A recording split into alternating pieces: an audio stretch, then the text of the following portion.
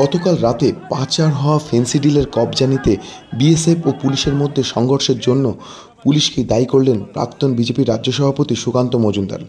এদিন তিনি কৃষ্ণনগর কোতোয়ালি থানা ঘেরাওয়ের জেলা বিজেপির নেতৃত্বের কর্মসূচির জন্যই কৃষ্ণনগরে এসেছিলেন। সেইখানেই তিনি এই মন্তব্য করেন।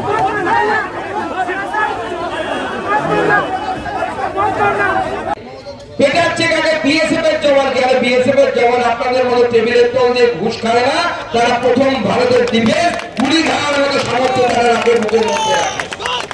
আগে দেশের আর্মি সুরক্ষিত নয়, দেশের জনগণ সুরক্ষিত নয়, দেশের আর্মির লোকজনকে এরা পেটাচ্ছে পুলিশ আর তার তৃণমূল কংগ্রেসের নেতারা মিলে, এবং একজন মহিলাকে পর্যন্ত মেরেছে।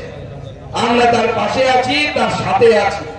আমরা প্রত্যেকটি নাগরিক যাদের উপরে এই আক্রমণ এসেছে তাদের সাথে আমরা আছি। ভারতীয় জনতা পার্টি আছে, নরেন্দ্র মোদী থেকে শুরু করে আমাদের বুথ সভাপতি পর্যন্ত প্রত্যেকে আমরা কৃষ্ণনগরের মানুষের সাথে আছি, পুজো কমিটির সাথে।